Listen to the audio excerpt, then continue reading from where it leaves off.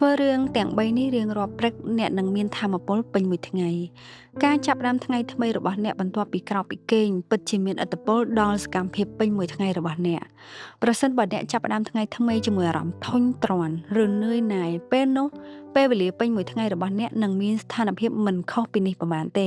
ផ្ទុយទៅវិញបើអ្នកចាប់ផ្ដើមថ្ងៃថ្មីបានត្រឹមត្រូវនោះអ្នកនឹងទទួលបានថាមពលបំពេញការងារពេញមួយថ្ងៃដ៏រីករាយនិងមិនមានអារម្មណ៍ថានឿយហត់ឡើយដូចនេះដើម្បីចាប់ផ្ដើមថ្ងៃថ្មីរបស់អ្នកឲ្យបានល្អនិងជួយអ្នកឲ្យពេញដោយថាមពលសូមធ្វើរឿងទាំង3នេះជារៀងរាល់ព្រឹក1. អនុវត្តការដឹងគុណជារៀងរាល់ព្រឹកនៅពេលភ្ញាក់ពីគេងភ្លាមកុំភ្លេចបិទភ្នែកបន្តិចវិញហើយដកដង្ហើមចេញចូលវែងរួចនិយាយថាអរគុណដែលខ្ញុំមានជីវិតមួយនេះអរគុណដំណើរជីវិតដែលខ្ញុំបានឆ្លងកាត់កន្លងមកអរគុណបទពិសោធន៍ជីវិតដែលធ្វើឲ្យខ្ញុំរឹងមាំនិងបង្រៀនមេរៀនជាច្រើនដល់ខ្ញុំផ្ដើមពីការដឹងគុណចំពោះជីវិតអ្នកបន្ទាប់មកដឹងគុណដល់មនុស្សគ្រប់គ្នានៅជុំវិញខ្លួនអ្នកមានមនុស្សជាច្រើនដែលបានបង្រៀនមេរៀនផ្សេងដល់អ្នកមនុស្សល្អផ្ដល់ការចងចាំល្អជាច្រើនដល់អ្នកចំណែកមនុស្សអាក្រក់បានផ្ដល់មេរៀនល្អដល់ជីវិតអ្នកដូចគ្នាដូចនេះ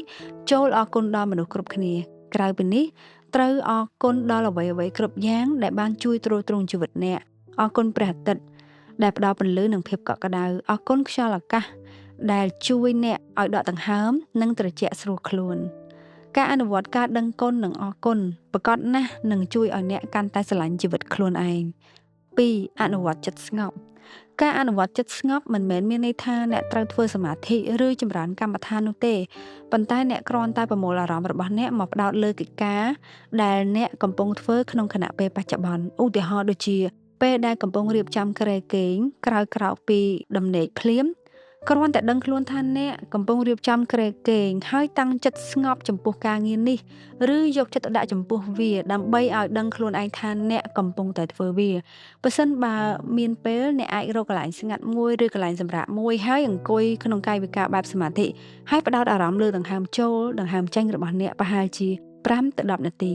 ការអនុវត្តចិត្តស្ងប់ជាវិធីមួយដែលជួយឲ្យអ្នករស់នៅក្នុងខណៈពេលបច្ចុប្បន្នបានពេញលេញបំផុតហើយអ្នកនឹងអាចរក្សាថាមពលបានជាច្រើនមិនឲ្យវាខ្ជះខ្ជាយទៅលើការរវើរវាយឬបែកគំនិតអត់ប្រយោជន៍ 3. ការនិយាយវិជ្ជមានជាមួយខ្លួនឯងកន្លងមកយើងតែងតែមានទម្លាប់ខុសឆ្គងមួយគឺនិយាយអវិជ្ជមានពីខ្លួនឯងឬមើលងាយខ្លួនឯងដែលធ្វើឲ្យយើងបាត់បង់ថាមពលនៃជីវិតប្រចាំថ្ងៃស្ទើរតែពាក់កណ្ដាលការនិយាយអវិជ្ជមានពីខ្លួនឯងនេះនាំឲ្យអ្នកគិតអវិជ្ជមាននិងស្មុគស្មាញចិត្តហើយលែងចង់ធ្វើអ្វីៗដូចនេះដើម្បីទទួលបានថាមពលអ្នកត្រូវផ្លាស់ប្ដូរទម្លាប់នេះដោយបដូរមកបង្កើតទម្លាប់និយាយវិជ្ជមានជាមួយខ្លួនឯងចំណាយពេលបន្តិចបន្តួចប្រាប់ខ្លួនឯងថាខ្ញុំមានតម្លៃខ្ញុំមានចំណុចល្អជាច្រើនជីវិតខ្ញុំអស្ចារ្យណាស់ទម្លាប់នេះនឹងនាំថាមពលវិជ្ជមានចូលមកក្នុងខ្លួនអ្នកហើយបង្កើនផលិតភាពការងារដល់អ្នកច្រើនជាងមុនការចាប់ផ្ដើមនិយាយវិជ្ជមានប្រាប់ខ្លួនឯងនៅពេលព្រឹកព្រលឹមនឹងនាំឲ្យពេលវេលាពេញមួយថ្ងៃរបស់អ្នក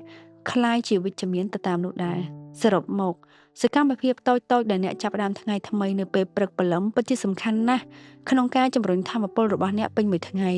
ដូចនេះជារៀងរាល់ព្រឹកកុំភ្លេចអនុវត្តទម្លាប់សំខាន់ទាំង3ដែលបានរៀបរាប់ខាងលើនេះគឺការដឹងគុណការរក្សាចិត្តស្ងប់និងការនិយាយវិជ្ជមានជាមួយខ្លួនឯងអរគុណសម្រាប់ការតាមដានស្ដាប់ប្រសិនបើអ្នកទាំងអស់គ្នាចូលចិត្តคลิปវីដេអូរបស់នាងខ្ញុំហើយចង់គាំទ្រអ្នកទាំងអស់គ្នាអាចធ្វើការគាំទ្រនាងខ្ញុំតាមរយៈការ download app Sastra Film ភ្ជាប់គម្រោងដើម្បីទស្សនាភាពយន្តខ្មែរដ៏ច្រើននៅលើ app Sastra Film តម្លៃនៃការភ្ជាប់គម្រោងត្រឹមតែ$5តែប៉ុណ្ណោះក្នុងមួយខែអរគុណចា៎